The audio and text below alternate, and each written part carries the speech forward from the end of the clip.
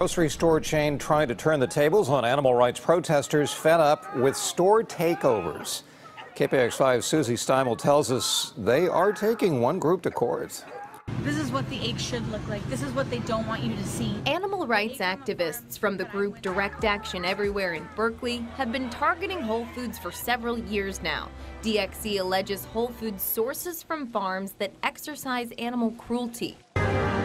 Demonstrations run the gamut, from chicken funerals to sit-ins where they bring in actual cow crates, to eat, help, to laugh, help, to this video showing DXE interrupting a recent ribbon cutting at the Whole Foods in Silicon Valley.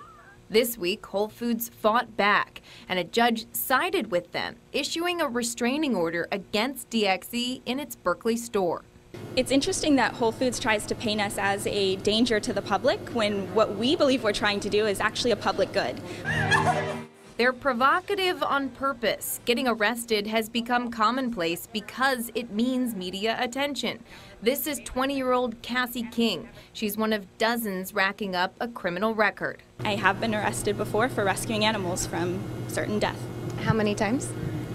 Only a couple of times. Whole Foods says DXE members have repeatedly entered our stores and property to conduct demonstrations that disrupt customers and team members by blocking access to our aisles, departments, and cash registers, interfering with our business, and putting the safety of both customers and team members at risk. The injunction comes on the cusp of a week-long protest planned at the Berkeley Whole Foods. Today, we saw organizers continuing to paint banners for the week ahead saying, despite the restraining order, they'll show up anyway.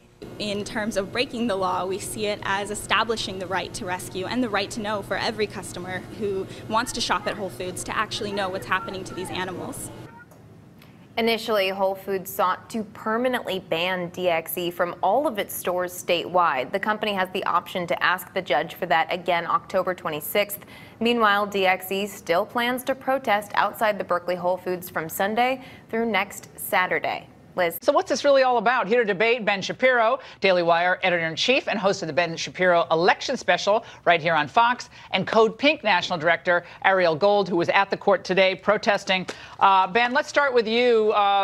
Your take on this. Emotional day, but were the facts advanced in order to bolster Ms. Ford's credibility? They weren't. I mean, there was no corroborative evidence provided, not one single shred, not one single iota. That doesn't mean that Ford didn't tell a credible story. It doesn't mean that her story wasn't emotionally resonant, but it does mean that we can't simply destroy a man's life and career based on an uncorroborated allegation, no matter how much we have sympathy for the person making the allegation. And there was not one shred of supporting evidence that was brought to back her account. Kavanaugh's denials were just as sincere. They were just as emotionally affecting. And I don't see any reason to suggest, and by the way, the evidence is more on his side than it is on hers. So I don't see any reason to suggest that Kavanaugh's nomination ought to end based on what happened today. Ariel, were you happy with the Democrats' performance? Because it didn't seem to be bolstering her factual remembrance of what happened. It seemed more like a bunch of little speeches. Let's remember that this is a lifelong appointment. And don't we want somebody for this appointment who is squeaky clean? Somebody that we are not debating. Maybe they had a severe drinking problem to the point of blacking out. And maybe they grossly sexually assault numerous women. So you're saying that at this point, there was more factual evidence presented today to make an uncorroborated allegation enough to destroy a man's entire future. Well, let's first of all remember... Would you like that if that happened to you? Or if someone came forward and said, Ariel, 30, or well, you're too young, but 15 years ago, Ariel actually pushed me down a staircase and no one was in the house, but she knows she did it. And I was so traumatized that I couldn't talk about it. And all you can say is, I've never even been at a party with this woman, and she can't produce anyone who was at a party with her. Wouldn't you be mad at this hearing today if you were at a similar inquisition about getting a job and people were not believing you and saying you were angry about refuting the charge? Wouldn't you be angry? At what point in history do we begin believing women about the problems that we have in this country and in this world with sexual assault? Women never mistake their attackers, their identities. That never happens? Ford actually began to disclose as early as 2012. Okay, we didn't get the notes. Far That's the before problem. Right. Ariel, I'm really glad you came on, but we didn't get those notes. Ben, here is a fact, though. Women are watching. women do vote. And a lot of women have gotten really jacked up and excited about this Me Too movement because they feel like it's their time. They're heard. They're taken seriously, finally. So how do the Republicans weigh that as they proceed, regardless of whatever happens with this confirmation vote? I think they simply have to state over and over and over again that trust but verify is still the policy with regard to allegations. A mere allegation alone is not justifying of repercussions. An allegation is not the end of the story. You can believe the woman and still recognize that you must have corroborative evidence before you destroy somebody's life. Otherwise, mere allegations are the end of the story, and that's not a world anybody wants to live in. It's fascinating to watch so many folks on the left who are deeply concerned most of the time with defendants' rights suddenly chuck that all out the window when it comes to a specific type of allegation with the specific type of person being alleged to have committed this particular crime. Thank you very much. If you don't mind, after I'm finished, if Ouija or Hallie or Vivian or one of our female colleagues could go after me, that would be great. Mr. President, just to follow up on these allegations against Brett Kavanaugh. What does he mean by that? Explain. What does that mean? I think it would be great if a female What does it mean? No, what does it mean? It would be great if a female reporter would ask you a question about this issue. So if you don't mind, I wouldn't mind that at all. No, wouldn't mind it at all. All right. Well, let me. If I could wouldn't make any difference to me. All right. Go ahead. If I could follow up on John and John's question, why is it, Mr. President, that you always seem to side with the accused and not the accuser? You have three women here who are all making allegations, who are all asking that their stories be heard, and you know, if you look at the case of Roy Moore, if you look at the case of one of your staffers. You seem to, time and again, side with the accused and not the accuser. Is that because of the many allegations that you've had made against you over the years? Well, first of all, I wasn't happy with Roy Moore. Let's get that straight. But Roy Moore was a Republican candidate, and I would have rather had a Republican candidate win. I was very happy with Luther Strange, who was a terrific man from Alabama, but Luther Strange had a lot of things going against him. As far as women, whether it's a man or a woman, these are, you know, it can happen the other way. Allegations can go the other way also. You understand that. And whether it was a man or a woman, 30 years ago, 36 years ago, in fact, they don't even know how many years ago because nobody knows what the time is.